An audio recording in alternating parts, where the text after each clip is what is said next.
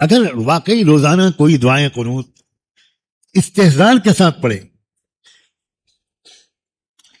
ہر لفظ کا مطلب سمجھ کر اس کے مطابق اس کا دل کا حال خود بخود بن رہا ہو، تو روزانہ آپ کا اللہ سے تعلق بڑھتا جائے گا بغیر کسی بڑے مجاہدے کے۔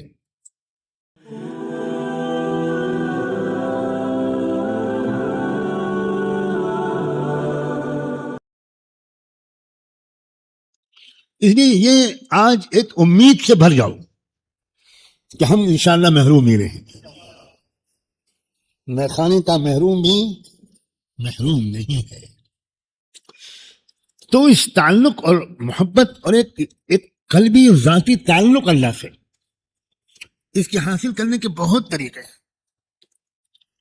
ایک آسان طریقہ آج بتاتا ہوں، بتاؤں؟ بہت کم لوگوں نے جواب دیا، ابھی بھی میں مطمئن نہیں۔ عمل کرو گے؟ آپ وتر میں دعائے قنوت پڑھتے ہیں، بس ایک ترکیب یہ ہے کہ دعائے قنوت کو معنی کے لحاظ اور قلبی حضوری کے ساتھ پڑھنے کی عادت ڈال لو، اللہ کا تعلق نصیب ہونا شروع ہو جائے۔ ذرا دعائے قنوت کے الفاظ سوچو، اللہم انا نستعینک ونستغفرک، اللہ اکبر، اے اللہ میں آپ سے مدد مانگنے آیا ہوں۔ ہر کام سے پہلے اللہ کی مدد مانگنے کی عادت ڈالو، اور روز صبح کو، یہ بہت اہم بات کہہ رہا ہوں، روز صبح کو آفس جانے سے پہلے، مدرسہ جانے سے پہلے، کالج جانے سے پہلے، یونیورسٹی جانے سے پہلے، ورکشاپ جانے سے پہلے، ہو سکے تو 2 رکعت نماز ہلکی پھلکی پڑھ لو، اور اس کے بعد کہو کہ اللہ اب میں نکل رہا ہوں، بد نظری اور تمام گناہوں سے بچانے کے لیے میں آپ کی مدد کی بھیک مانگ رہا ہوں۔ مدد مانگ کے نکلی، اللہ آج دکان پر آمدنی ہو جائے حلال، میری ضرورتیں پوری ہو جائیں، اس کے لیے آپ کی مدد مانگ رہا ہوں۔ اللہ آفس میں عزت کے ساتھ جاب مکمل کروں، مدد مانگ رہا ہوں۔ میں ڈاکٹر ہوں، اللہ بیمار بندے آپ کے بندے آئیں گے، شفا آپ کے ہاتھ میں، میرے ہاتھ میں نہیں ہے، اللہ سب کو شفا مل جائے، اس کے لیے مدد مانگ رہا ہوں۔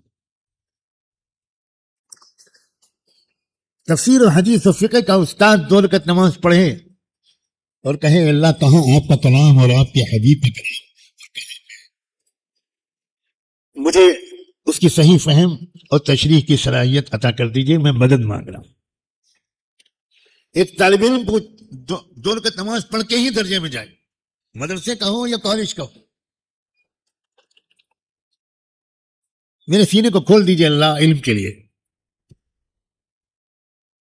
ہر سبجیکٹ کو میں گہرائی سے سمجھ جاؤں، یہ صلاحیت مجھے دے دیجئے، مدد مانگ رہا ہوں۔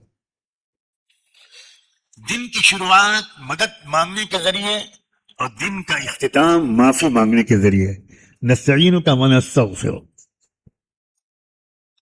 سونے سے پہلے کتنے کامیاب ہیں وہ لوگ جو اگر 2 رکعت نماز پڑھ کے یہ دعا مانگ سکیں کہ اللہ دن جیسا گزرنا چاہیے تھا ویسا نہیں گزر سکا، کئی کمیاں رہ گئیں، کچھ غلطیاں بھی ہو گئیں، معاف کر دیجئے میرے اللہ، سونے سے پہلے مجھے معاف کر دیجئے۔ نستعینک ونستغفرک، یہ تعلق بڑھائے گا۔ صبح شام مدد مانگنا، معافی مانگنا، مدد مانگنا، معافی مانگنا۔ نماز کا سب سے آخری عمل کیا ہے؟ معافی مانگنی۔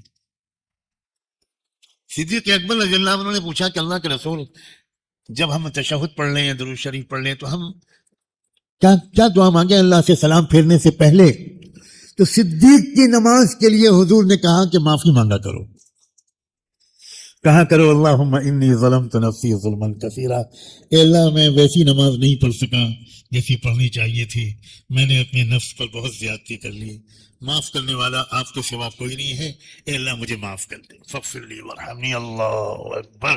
صدیق اکبر کی نماز کے برابر حضور کو چھوڑ کر دنیا میں کسی کی نماز ہو سکتی؟ مگر سکھایا یہ گیا ہے کہ آخر میں معافی مانگنے کی عادت ڈالو۔ آسان مسئلہ ہے. پھر کہا وَنُؤْمِنُ بِكَ وَنَتَوَكَّلُ عَلَيْكَ. اللہ، رشتہ ہے ہمارا اللہ سے، تعلق ہے. یہ اللہ، اور پورا یقین ہے مجھے آپ کے اوپر، یقین والا. میں ایمان رکھتا ہوں آپ پر، آپ کی رحمت پر، شفقت پر، رزاقیت پر، قدرت پر، طاقت پر، کبریائی پر، جمال و جلال پر. آپ ہی آپ ہیں. وَنُؤْمِنُ بِكَ وَنَتَوَكَّلُ عَلَيْكَ. اور پورا بھروسہ ہے مجھے آپ کے اوپر، اعتماد ہے، توکل ہے.